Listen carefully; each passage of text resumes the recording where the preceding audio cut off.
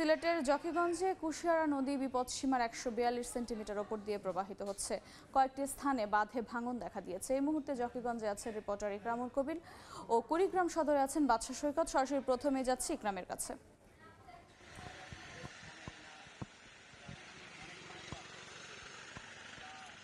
আমি এই মুহূর্তে আছি সিলেটের একেবারে সীমান্তবর্তী উপজেলা জকিগঞ্জের একেবারে সীমান্তর কাছেই।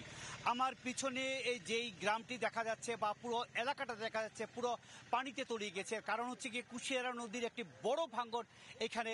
এই যে সবরিয়া গ্রাম, এই সবরিয়া গ্রামের পাশে যেই গ্রামটি দেখা যাচ্ছে এখানে হচ্ছে কি এরপরই হচ্ছে কি কুশিয়ারা নদী। এই জায়গায় একটি বড় ভাঙ্গন কারণে এই পুরো গ্রাম, এখানে সবরিয়া সরকারি প্রাথমিক বিদ্যালয়ের নিচতলা পুরো অর্ধেক পানিতে তলিয়ে গেছে। এই এলাকার ঘর বাড়ি পুরো তলিয়ে গেছে। আমি যদি আরেকটু দেখাতে চাচ্ছি পানির যেই এলাকা, এই এলাকার গ্রাম প্রায় ৮৫টা গ্রাম, 5টি ইউনিয়নের ৮৫টা গ্রাম পানির নিচে তলিয়ে আছে। আমি এই মুহূর্তে আছি জকিগঞ্জ সদর ইউনিয়নের এবং ঠিক পাশেই হচ্ছে গিয়ে জকিগঞ্জ পৌরসভা। এই পৌর এলাকা সহ পুরো পথ ঘাট এলাকা পানির নিচে তলিয়ে যাচ্ছে। যত সময় যাচ্ছে ততই পানির উচ্চতা বাড়ছে, ঘর বাড়ি ডুবছে, মানুষজনের একটি দুর্বিষহ অবস্থার মধ্যে পড়ে গেছে, ঝুঁকির মধ্যে পড়ে গেছে, বিপজ্জনক অবস্থার মধ্যে পড়ে গেছে। এবং আমি পানি উন্নয়ন বোর্ডের নির্বাহী প্রকৌশলী দীপক রঞ্জন দাসের সাথে কথা বলেছি কিছু সময় আগে। তিনি বলছে শুধু এই উপজেলা নয়, সুরমা এবং কুশিয়ারা বাঁধের প্রায় ২৫.৫ কিলোমিটার জায়গা বিভিন্নভাবে নষ্ট হয়েছে, ভেঙেছে এবং ক্ষতিগ্রস্ত হয়েছে। বাঁধ উপচে পানি ভিতরে প্রবেশ করেছে।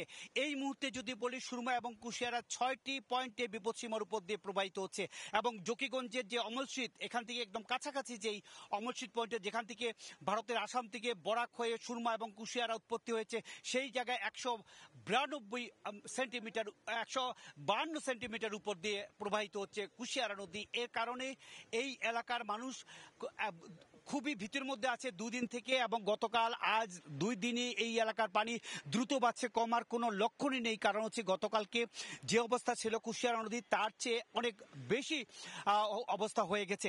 এই অবস্থা যদি চলতে থাকে এবং বলা যায় যে বলা হয়ে থাকে যে উজানের পাহাড়ি ঢল এবং বাংলাদেশের ভিতরে যে বৃষ্টি, উজানে কিন্তু পাহাড়ের ঢল অনেকটা কমে গিয়েছে। প্রায় ৬৪ মিলিমিটার বৃষ্টিপাত হয়েছে চেরাপুঞ্জিতে। দেশেও কিন্তু ১৮-২০ মিলিমিটার বৃষ্টিপাত হচ্ছে ২৪ ঘন্টায়। এই দেশের অবস্থা, কিন্তু বৃষ্টিপাতের অবস্থা কমে গেছে। কিন্তু এই যে বাঁধগুলো ভেঙেছে বা নদীর পানি বাড়ার কারণে নতুন এলাকা প্লাবিত হচ্ছে, নতুন গ্রাম প্লাবিত হচ্ছে, মানুষজন এক দুর্ভোগের মধ্যে পড়ছে। মোটামুটি এই ছিল আমার কাছে জকিগঞ্জের সর্বশেষ বন্যার পরিস্থিতি। এবার আমি যাচ্ছি কুড়িগ্রামের পরিস্থিতি জানার জন্য। সেখানে রয়েছেন আমাদের সহকর্মী বাদশা, তিনি জানাচ্ছেন সর্বশেষ পরিস্থিতি। কুড়িগ্রামের সার্বিক যে বন্যা পরিস্থিতি, সেই বন্যা পরিস্থিতির কিন্তু অনেকটাই অবনতি হয়েছে। কেননা পানি উন্নয়ন বোর্ড যে বার্তা দিয়েছে, সেখানে যে বন্যা পূর্বাভাসের যে কথা বলা হয়েছে, যে সেখানে আসলে ৭২ ঘন্টার পূর্বাভাস দেওয়া হয়েছে, যে ৭২ ঘন্টা পর্যন্ত পানি বৃদ্ধি অব্যাহত থাকবে।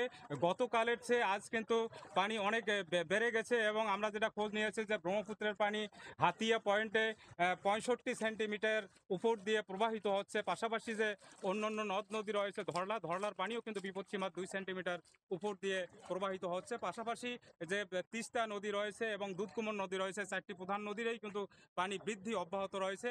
এই পানি বৃদ্ধির ফলেই কিন্তু চরাঞ্চলের যে ঘরবাড়ি, সেগুলো কিন্তু তলিয়ে গেছে। পাশাপাশি যে কাঁচা পাকা সড়ক, সেই সড়কও কিন্তু তলিয়ে মানুষের যাতায়াতের যে দুর্ভোগ, সেই দুর্ভোগে কিন্তু পড়েছে।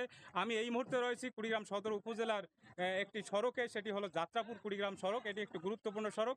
এই সড়কে কয়েকটি ইউনিয়নের মানুষ, বিশেষ করে চরাঞ্চলের মানুষও কিন্তু যাতায়াত করে, কিন্তু সেই সড়কটি একেবারেই তলিয়ে গেছে এবং সেখানে কোনো যানবাহন চলাচল করছে না। অনেকেই নৌকায় করে এই সড়কটি পার হচ্ছেন, আবার অনেকেই পায়ে হেঁটে সেই সড়কটি পারাপার করছেন। তাদের অনেকেই গবাদি পশু, ছাগল নিয়েও কিন্তু তারা এই পার হয়ে আসছেন এই সড়কটি। কেননা যে বন্যার পানি কিন্তু ক্রমাগত বেড়েই চলেছে। এর ফলে কিন্তু পানিবন্দী মানুষের সংখ্যাও কিন্তু বাড়ছে।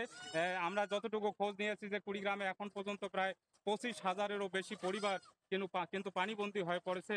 এবং যে দুর্ভোগ যেটি আমি দেখাতে চাচ্ছি যে